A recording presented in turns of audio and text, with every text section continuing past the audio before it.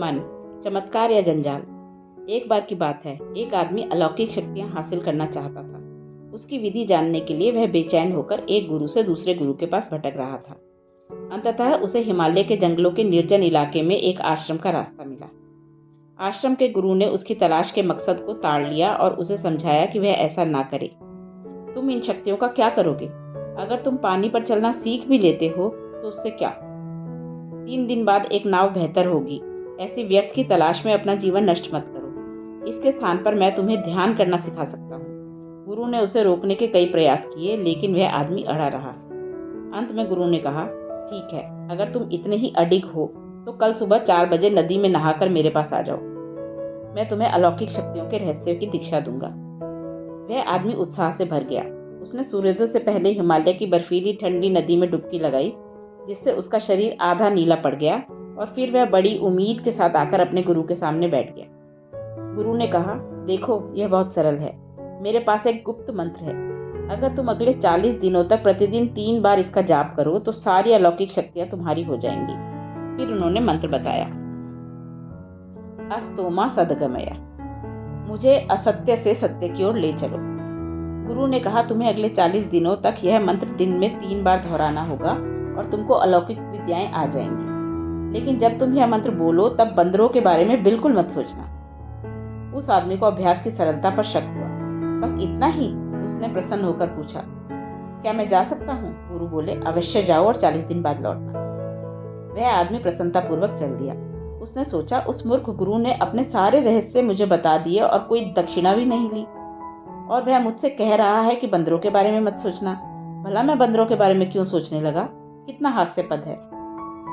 वह पहाड़ से नीचे आया और गंगा के किनारे पहुंचा। उसने पावन नदी में डुबकी लगाई और अपना अभ्यास प्रारंभ करने के लिए बैठ गया। लेकिन जैसे ही उसने अस्तोमा शब्द कहे, दिमाग में बंदर घूमने लगे। हर बार जब कोई बंदर उसके मन में आता, वह नदी में एक और डुबकी लगाता। उसने मंत्र को विभिन्न योग मुद्राओं में बोलने का प्रयत्न किया, लेकिन हर बार जब वह मंत्र का पहला शब्द बोलता, बंदर आ जाते। उनकी पूरी फौज आ जाती। 1 सप्ताह के तीव्र अभ्यास में ही मंत्र की कोई आवश्यकता नहीं रह गई। पूरी सृष्टि ही बंदरों से भर गई। एक वानरी दुस्वप्न। इन अनगिनत बंदरों से घबराया हुआ वह कुछ नहीं कर पा रहा था। वह गुरु के पास वापस गया और बोला, मुझे आपकी कमबख्त अलौकिक शक्तियां नहीं चाहिए। मुझे इन बंदरों से मुक्त कीजिए। अगर आप स्वयं से कहते हैं कि आप किसी खास विचार के बारे में नहीं सोचना चाहते, तो वो ठीक पहली चीज होगी जो आपके दिमाग पैदा करेगा। मनुष्य के मन की यही प्रकृति है। पिछले कुछ समय में मस्तिष्क की गतिविधियों को समझने के लिए काफी वैज्ञानिक शोध हुआ है। अगर आप मस्तिष्क में न्यूरॉन्स के काम करने के तरीके पर गौर करें तो आप पाएंगे कि इनकी गतिविधि में जबरदस्त तालमेल होता है। शरीर का ठीक से काम करना इसी तालमेल का नतीजा है। न्यूरॉन्स की गतिविधियों में असाधारण समायोजन के कारण ही आपके शरीर में अभी करोड़ों चीजें हो रही हैं। लेकिन दुर्भाग्य से ज्यादातर लोगों के अनुभव में उनका मन एक सर्कस, एक जंजाल बन गया है। हालांकि सर्कस भी असल में एक जबरदस्त तालमेल वाली गतिविधि है, जिसे जानबूझकर बेतरतीब जैसा दिखाया जाता है। यहाँ तक कि सर्कस का जोकर भी एक जिम्नास्ट होता है। वह विदूषक जैसा लगता है, लेकिन उसमें बहुत प्रतिभा होती है, और जो वह करता है उसमें वह निपुण होता है। जब बात लोगों के मन की गतिविधियों की आती है, तो अधिकतर लोगों के अनुभव के लिए जोकर की उपमा उचित होगी। दिमाग वह अद्भुत जिम्नास्ट एक जोकर कैसे बन गया? यह जादू के स्रोत से इतना बड़ा झमेला कैसे बन गया? यह चमत्कारी यंत्र ऐसी क्लेश पैदा करने वाली मशीन क्यों बन गया है? जैसा कि पहले उल्लेख किया गया है, हर मनुष्य वास्तव में अपने भीतर और बाहर खुशी तलाश रहा है।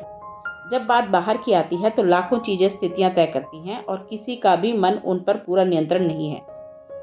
लेकिन जब बात आंतरिक स्थिति की आती है तो उसमें सिर्फ एक ही चीज शामिल है, और वह है आप। आप अपने आंतरिक जीवन के एकमात्र शिल्पकार और निर्माता हो सकते हैं, लेकिन आप नहीं जानते कि कैसे। समस्या यही है। अगर यह आपके नियंत्रण में हो तो यह पक्की बात है कि आप स्वयं के लिए क्लेश पैदा नहीं करेंगे। आपके पास एक मौलिक स्वतंत्रता यह है कि आप जो चाहे सोच सकते हैं। तो फिर क्या चीज है जो आपको सुखद विचार से रोकती है? से बस इतनी है। सच्चाई यह है कि आपका मन आपसे निर्देश नहीं ले रहा। कल्पना कीजिए कि एक पाषाण युग का गुफा मानव कंप्यूटर के कीबोर्ड से खेल रहा है। कंप्यूटर स्क्रीन पर जो आएगा वह बद्धेपन की श्रृंखला जैसा दिखेगा। योग पद्धति आपके और आपके मन के बीच एक अंतर पैदा करने की तकनीक है। आपने शरीर और मन के रूप में जो इकट्ठा किया है उसके और आपके बीच एक दूरी आ जाती है। इस दूरी के प्रति जागरूक होना आज़ादी की ओर आपका पहला और एकमात्र कदम है। ये शरीर और मन में इकट्ठी की हुई चीज़ें ही हैं जो आपके जीवन में और उसके बाद भी बार बार आने वाली स्थितियों का कारण बनती है। अगर आप अपने और अपने शरीर मन के बीच इस दूरी के प्रति लगातार सचेत हो सकें तो समझ लीजिए कि आपने एक असीम संभावना का आयाम खोल लिया। इस दुनिया में केवल दो तरह के कष्ट हैं, शारीरिक और मानसिक। जब यह दूरी आपके अनुभव में हर समय मौजूद रहती है तो आपके कष्टों का अंत हो जाता है। कष्ट का डर दूर हो जाने पर आप जीवन में पूरे जोश से आगे बढ़ सकते हैं। तब आप वह सब खोजने से नहीं डरते जो जीवन प्रस्तुत कर सकता है। इस अत्यंत परिष्कृत शरीर और मन का इस्तेमाल करने की आपकी क्षमता को अनुभव के पूरी तरह से नए आयाम तक बढ़ाया जा सकता है, क्योंकि आप उनके दायरे से बाहर खड़े हुए होते हैं। यह विरोधाभास लगता है, लेकिन यह सत्य है। जैसे जैसे दूरी का अनुभव बढ़ता है, मन कोई जंजाल नहीं रह जाता। यह एक महान संगीत, एक जबरदस्त संभावना होता है जो आपको बड़ी ऊंचाइयों तक ले जा सकता है। योग ऐसी वास्तविकता की ओर यात्रा है जिसमें आप अस्तित्व की परम प्रकृति को असीम एकत्व के रूप में अनुभव करते हैं। यह अनुभव तभी संभव है जब आप अपने शरीर और मन और स्वयं के बीच उस दूरी को कायम रखते हैं। यह याद रखना महत्वपूर्ण है कि यह असीम एकत्व एक अनुभव है, न कि कोई विचार, सिद्धांत या अवधारणा। अगर आप सृष्टि के एकत्व की एक बौद्धिक सिद्धांत के रूप में पैरवी करते हैं तो हो सकता है कि वह आपको रात्रि भोज पार्टी में लोकप्रिय बना दे या किसी सेमिनार में आपको सराहना दिला दे। आपको नोबेल पुरस्कार भी मिल सकता है, लेकिन इससे कोई दूसरा उद्देश्य पूरा नहीं होता। दूसरी ओर असीम एकत्व का अनुभव आपको एक पूरी तरह से दूसरे आयाम में पहुंचा सकता है, प्रेम और आनंद का आयाम, दिमाग से कहीं आगे का आयाम। किसी व्यक्ति के लिए हर चीज को बौद्धिक रूप से एक की तरह देखना वास्तव में हानिकारक हो सकता है। लोग अक्सर ब्रह्मांड के साथ एक होने के बारे में, पूरी दुनिया से प्रेम करने के बारे में हर किस्म के आकर्षक दार्शनिक सिद्धांत प्रतिपादन करते हैं, जब तक कि जीवन उन्हें एक अच्छा सबक नहीं सिखा देता। जब बात पैसे की आती है तब स्वयं और दूसरे के बीच सीमा रेखा भरपूर स्पष्ट होती है। ऐसे मौकों पर तुम और मैं के एक होने का कोई प्रश्न ही नहीं होता। एक बार की बात है, शंकरन पिल्लई वेदांत की क्लास में गए। वेदांत भारतीय आत्मविज्ञान की पद्धति है जो आत्मा और परमात्मा के अद्वैत की बात करता है। अध्यापक एक ज्ञानी दार्शनिक थे और पूरे जोश में बोले जा रहे थे, आप बस यही या वही नहीं हैं, आप हर कहीं हैं। आपका और मेरे जैसी कोई चीज नहीं होती, हर चीज आप हैं और हर चीज आपकी है। सार यह है कि सब कुछ एक है। आप जो देखते, सुनते, चखते, सूंघते और छूते हैं वह वास्तविकता नहीं है, वह सब माया है, सब भ्रम है। वेदांत का यह अकाट्य शब्द जाल शंकरन पिल्लई के दिमाग में घूम रहा था। वे घर गए और वेदांत के बारे में सोचते सोचते सो गए। सुबह उठे तो पूरी तरह जोश में थे। आमतौर पर उन्हें सोते रहना पसंद था, लेकिन इस वेदांत के कारण वे बिस्तर से उछल पड़े। पहली चीज जो उनके दिमाग में आई वो यह थी, यहाँ ऐसा कुछ भी नहीं है जो मेरा नहीं है। हर चीज मेरी है, हर चीज मैं हूँ। दुनिया में जो कुछ भी है वह मैं ही हूँ और हर चीज माया है। आप भी जानते हैं कि आपका दर्शन चाहे कुछ भी हो, भूख तो आपको नियमित अंतराल पर लगती ही है। तो शंकरन पिल्लई अपने पसंदीदा रेस्टोरेंट में गए, काफी सारा नाश्ता ऑर्डर किया और खुद से यह कहकर बड़े चाव से खाने लगे, यह भोजन मैं ही हूँ, जो परोस रहा है वह भी मैं ही हूँ, जो खा रहा है वह भी मैं ही हूँ। वेदांत। उन्होंने अपना नाश्ता समाप्त किया। जब वे वेदांत की इतनी उच्च अवस्था में थे तो बिल देने जैसी साधारण चीजें उनके दिमाग में नहीं आई। वे उठे और बाहर जाने लगे। जब सब कुछ आपका है तो बिल देने का सवाल ही कहाँ उठता है। जब वे कैश काउंटर के सामने से गुजरे तो उसी वक्त रेस्टोरेंट का मालिक किसी काम से बाहर चला गया। शंकरन पिल्लई ने देखा कि दराज में ढेर सारे नोट पड़े थे। तुरंत वेदांत ने उनको बताया, सब कुछ तुम्हारा है, तुम इसमें और उसमें कोई फर्क नहीं कर सकते। चूंकि उनकी जेब बिल्कुल खाली थी, अतः उन्होंने दराज में हाथ डाला, कुछ पैसे उठाकर अपनी जेब में भर लिए और टहलते हुए रेस्टोरेंट से बाहर चल दिए। वे किसी को लूट नहीं रहे थे, वे बस वेदांत का अभ्यास कर रहे थे। अचानक रेस्टोरेंट से कुछ लोग उनके पीछे भागे और उन्हें पकड़ लिया। शंकरन पिल्लई ने कहा, तुम किसे पकड़ने की कोशिश कर रहे हो? तुम पकड़ने वाले हो और पकड़े जाने वाले भी हो। जिसे तुम पकड़ रहे हो वह भी तुम हो, जो पकड़ रहा है वह भी तुम हो। जब तुम और मैं जैसी कोई चीज ही नहीं है तो मैं किसे पैसे दे सकता हूँ? मालिक भौचक्का रह गया।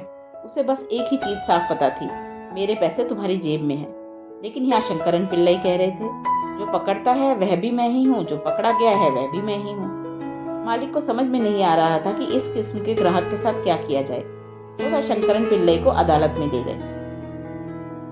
वहां भी शंकरन पिल्लाई ने अपना वेदांत जारी रखा। जज ने उन्हें अनेक तरह से समझाने की कोशिश की कि उन्होंने चोरी की है, लेकिन कोई फायदा नहीं हुआ। फिर जज ने हारकर कहा, ठीक है, इसकी पीठ पर 10 कोड़े लगाए जाएं। पहला कोड़ा शंकरन पिल्लाई की चीख निकल गई। जज ने कहा, चिंता मत करो, यह सब वैसे भी माया है। सुख और दुख जैसी कोई चीज नहीं होती, हर चीज माया है। दूसरा कोड़ा शंकरन पिल्लाई चिल्लाए, बहुत हो गया। जज ने कहा, जो तुम्हें मार रहा है वह भी तुम हो, जो मार खा रहा है वह भी तुम हो। तीसरा कोड़ा शंकरन पिल्लाई चीख पड़े, रुको रुको। जज बोला, शुरू करने और रोकने जैसी कोई चीज नहीं होती, यह सब माया है।